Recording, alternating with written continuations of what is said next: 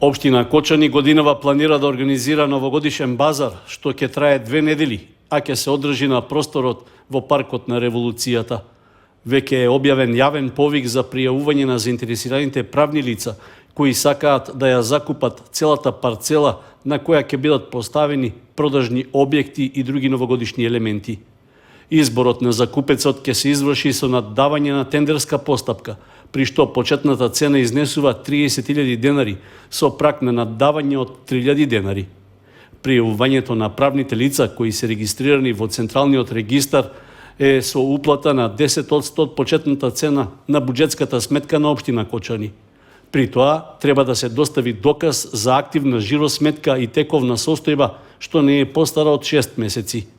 За да може да се одржи јавното наддавање, неопходно е да учествуваат најмалку 2 правни лица, а ако тоа биде неуспешно, тогаш постапката ќе се повтори со второ јавно наддавање. Доколку вториот пат се пријави само едно правно лице, тогаш целата постапка ќе биде реализирана со него. Јавното наддавање ќе се одржи на 30 ноември од 12 часот во просториите на општина Кочани. Цената што ќе биде постигната на лицитацијата ќе треба да се уплати истиот ден, пошто со закупецот ќе биде склучен договор. Општина Кочани презема обврска да обезбеди вода, струја и санитарни јазди, како и да постави новогодишна елка и да го чисти и одржува просторот додека трае новогодишниот базар. Обврска на закупецот на просторот е да обезбеди најмалку 10 монтажни објекти, изработени од дрво или плексиглас, а на кои ќе се продава храна, кафе, пијалоци, детски играчки, ракотворби, сувенири и слично. Новогодишниот базар ќе трае од 23 декември до 8 јануари идната година, а објектите што ќе бидат поставени ќе работат во периодот од 10 до 22 часот.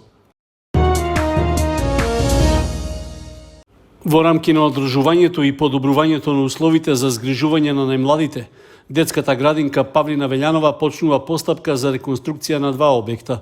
Се предвидува да се поправат оштетувањата на кровните површини и да се спуштат таваните во клонот Звездички на улицата Македонска во населбата Усова Чешма и во клонот Сончогледи на улицата Скопска во населбата Текешински Лозија. Во моментот тече рокот на јавниот повик за пријавување на заинтересираните изведувачи на градежните работи. Според техничката спецификација, се планира да се спуштат таваните со вкупна површина од околу 480 квадратни метри во 2 објекта, како и да се молерисаат и поправат оштетувањата на внатрешните ѕидови. Спуштањето на таваните ќе биде на околу половина од сегашната височина што изнесува 5 метри. Со реконструкцијата на покривната површина пак, планирано е да се санираат оштетувањата и да се исчистат постојните олуци за атмосферска вода. Кај објектот Звездички дополнително ќе се постават и нови хоризонтални олуци со широчина од 40 см.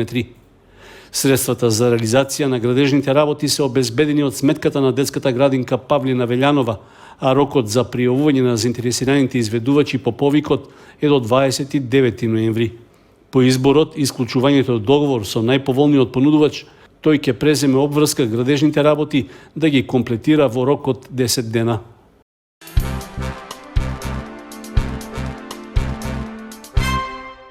Локалната самоуправа на Виница планира да го дополни просторот на плоштадот Ангел Винички со уште една содржина, со која естетски ќе се доуреди неговиот изглед.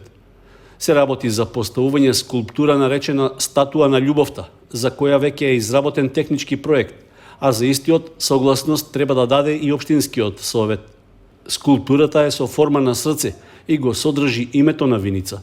Се предлага таа да се постави во централната фонтана на предниот влез на плоштадот со ориентација исток-запад, односно паралелно со улицата Маршал Тито. Според техничкото решение, скулптурата ќе биде изработена од челичен материјал и ќе биде со височина од над 4 метри заедно со постаментот. Се планира да зафаќа површина од околу 1 метар квадратен, а да биде видлива од правец на улицата, односно од кај автобуската станица во Виница. Со оглед што за споменични и слични обележја не е потребна градежна дозвола, градоначалникот Петков одлуката за поставување на скулптурата ја достави до Советот на општина Виница. Предлогот ќе треба да се разгледа и да се донесе согласност на седницата закажана за 24 ноември. Агенцијата за финансиска поддршка во земјоделството и руралниот развој информира дека целосно се исплатени субвенциите за млекопроизводителите.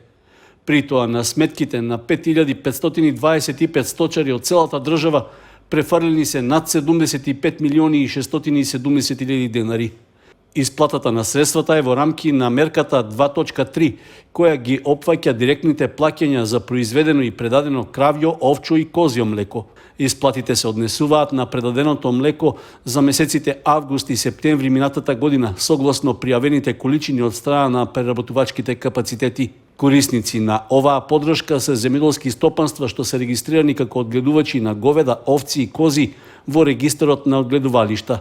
Висината на директните плаќања изнесува 3,5 денари по литар произведено и предадено кравјо млеко во преработувачките капацитети што се запишани во регистарот на откупувачи на земјоделски производители, како и 4,5 денари по литар за произведено и предадено овчо и козјо млеко. Од платежната агенција додаваат дека со исплатата за месеците август и септември минатата година целосно се заокружува поддршката за млекопроизводителите за периодот октомври 2020 септември 2021 година. Агенцијата за финансиска поддршка во земјоделството и руралниот развој ќе продолжи со обработка на барањата за финансиска поддршка од програмата за директни плаќања, со што континуирано ќе продолжи исплатата на мерките за оваа година.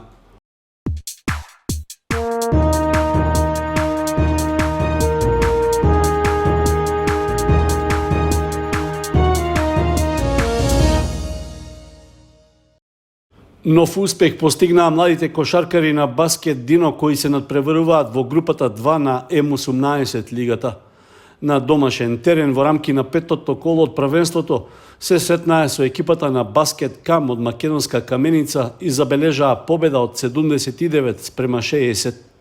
Во текот на целиот надпревар нашите момчиња беа подобар противник и ги добија сите 4 четвртини. Заслуга за победата и успехот имаат сите играчи кои настапија на надпреварот.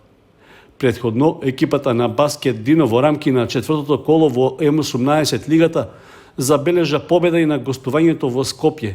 Со убедлив резултат од 107-70 беше совладан тимот на Водно Санс 2. Со тоа, младите кошаркари покажаа дека се вбројуваат меѓу најдобрите во лигата. Во изминатите 5 кола, тие имаат 4 победи и 1 пораз, со што обезбедуваат место во врвот на табелата. До крајот на есенската сезона од првиот дел на првенството во М18 лигата остануваат уште 4 кола.